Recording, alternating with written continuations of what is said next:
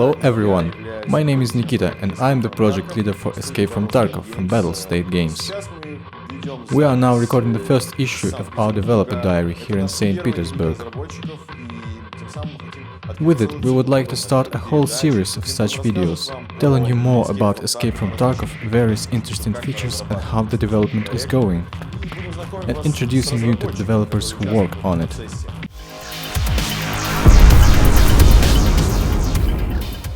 Our work started as far back as 2012, when all info was kept secret. Nobody knew we were developing another project, and that project was Escape from Tarkov.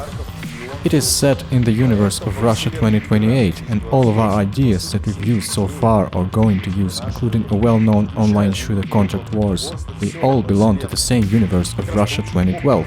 By the way, it was Contract Wars that gave us everything we needed: experience, people, resources and various other bonuses. Reaping benefits from a project like this, we decided to make something serious, something distinctive, something that will become the dawn of a new age for the genre, something to be proud of.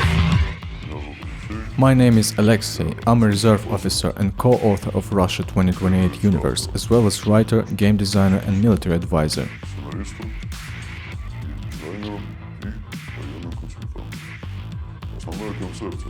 The key feature of Escape from Tarkov is maximum possible realism. To achieve this realism in everything related to military actions in the game, we use real weapons and combat experience. With weapons, we ride to various outdoor and indoor polygons and record videos and sounds. My experience, including the one in combat, allows us, thanks to motion capture technologies, achieve the ultimately realistic animations, both in weapon handling like shooting, reloading, removing jamming and stovepipes, and character movement. The key principle of our work is modeling reality. On one hand, the task seems simple. We have life and we have to implement it in-game. On the other hand, we have to maintain the maximum degree of authenticity and detail. This is why we decided to make this developer diary, to show you, our players, how the Escape from Tarkov development is going, and share with you the excitement and challenge of working on it. In the first issue we have decided to focus the story on animations and animation system. It is probably the most important part of visual appeal. All players pay attention to it. No animation, no fun. Now I'm happy to introduce you to our galaxy-wide celebrity, Alexander Kovalchuk, best known as Kiba. He is our lead animator and he knows everything about animation, and now he'll share some of his knowledge with you.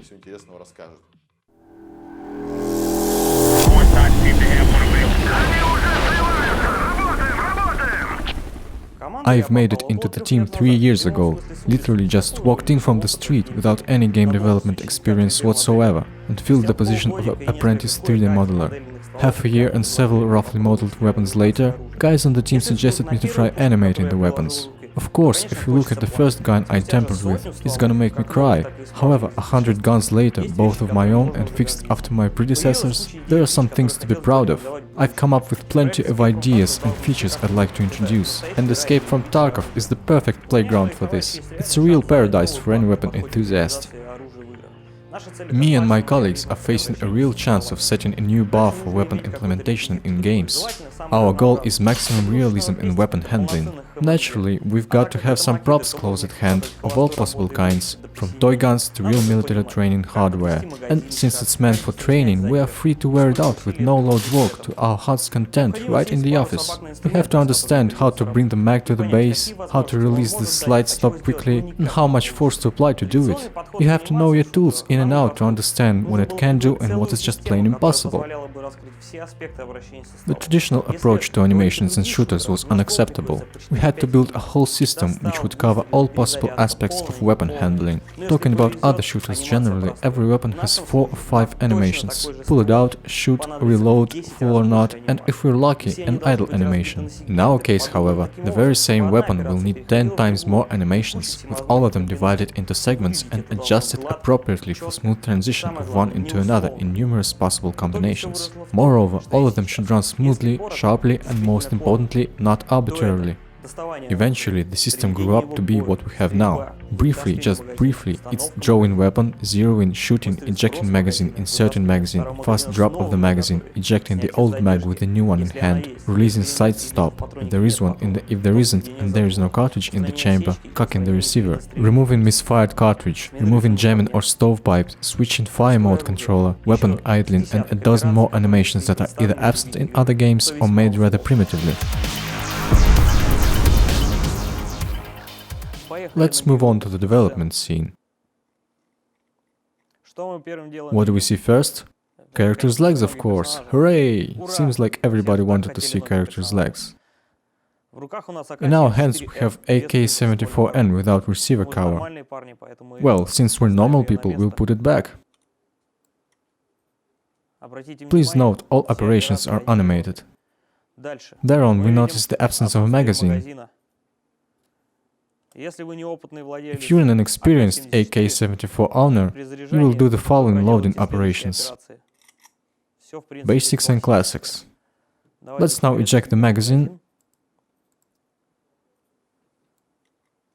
and try it again. Notice the cartridge remaining in chamber. Now let's imagine you're slightly more experienced owner.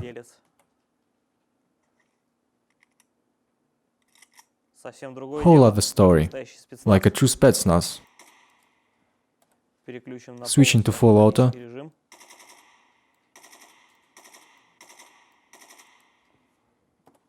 We can also check if there is ammo remaining in the mag, which by the way was taken from RPK-74.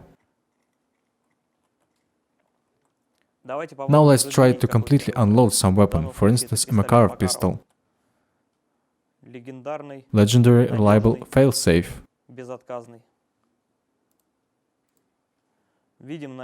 Here we see there is a magazine and a round in the chamber. Eject the magazine and the round, up, right in the hand. Now drawing AK-74 again. Now let's try to imagine the situation where a failsafe Kalashnikov starts to misfire and jam the cases. Let's start with misfire.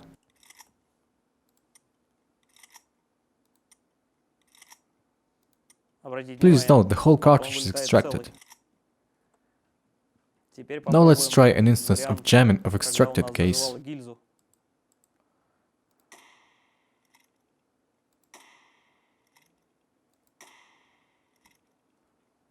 We can do this all day. Quick drop happens like this. That was a regular reload, and now a quick drop. Every magazine on the low player levels will be just dropped. If you have leveled up a bit, the loading will go like this. First we take our new magazine and insert it while holding the old one.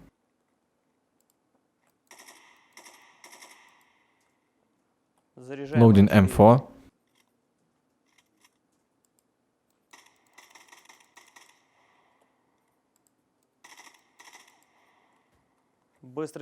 Quick magazine drop on M4 is classic.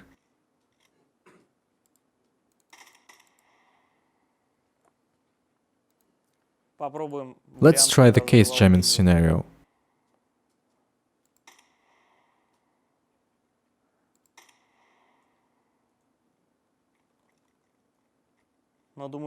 Well, I think that's enough info for starters. As for the character animation, just imagine that everything I've just told you about will be reflected in third-person character animations. Hello, my name is Evgeny, and I will be demonstrating the third-person character animations. Our character repeats all first-person animations that we have in third-person as well. The main challenge of character animation was to avoid feet sliding and make the changes of pace smooth.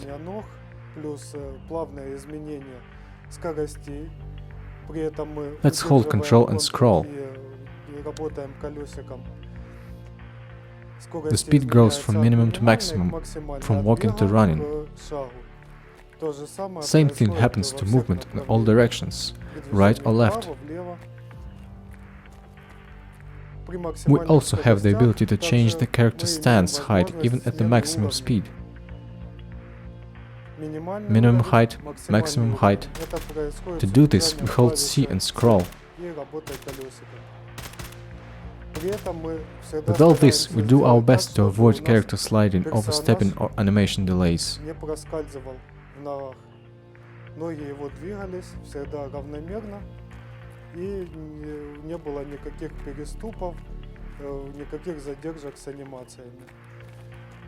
Also, we have a visual reflection of character aiming. We made this so player aiming at somebody from the side could easily understand where the opponent is looking and whether he can see the player or not.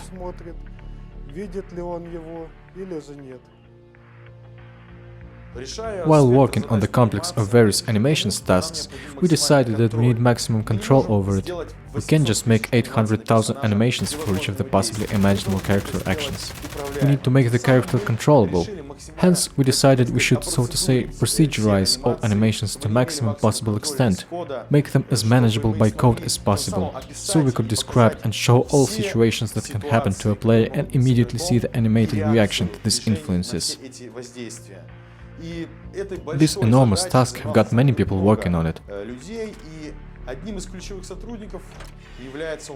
And now I'd like to introduce Dima, one of the key specialists on this task. He will tell you in more detail what had to be done and what is the point of all this.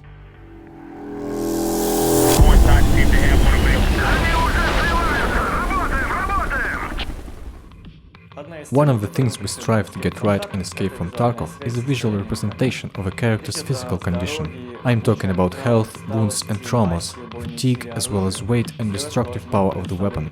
All this should provide immediate visual feedback, not only influencing the player's overall look, but affecting animation as well. You can only get as much done with traditional keyframe animation, and that's where I step in. Even on the early stages of Escape from Tarkov development, the need to animate all character interactions with environment already appeared. I'll show the complete adjustment process on the example of this typhoon. We add one simple component, which is adjusted in 3 stages.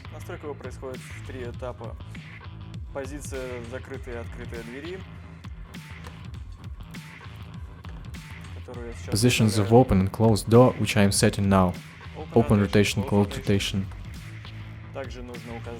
Then we have to add the direction of character's look and a position for his hand.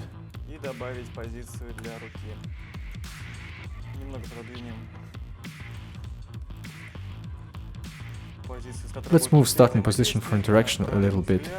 Set the direction of player's glance, and now we can check how it works in the game. Alright, let's check the newly adjusted typhoon. As you can see, it works. Door is open, we're inside. The same process is used for the rest of the transport. As you can see, markers denote the hand position, and the door opens. Beside doors, we can also open the hood, which is already open here, and the trunk. Not sure about the glove boxes yet, if we should go into such detail, but everything is possible. Without procedural animation, the weapon behavior in characters' hands would look like this. Lifeless, no dynamics or feeling of weight. Let's try to mend this by adding at least character breathing. Looking livelier already. Let's finish the scene by adding weight. Now we have some movement inertia, it looks way more realistic. Also, Escape from Tarkov takes into account the weapon dimensions, which have quite a bit of influence on gameplay. As we can see, Kalashnikov doesn't fit here and is taken to the breast. But at the same time, we have no problem with Makarov due to its small size. These were just a few examples of use the procedural animation has in our project.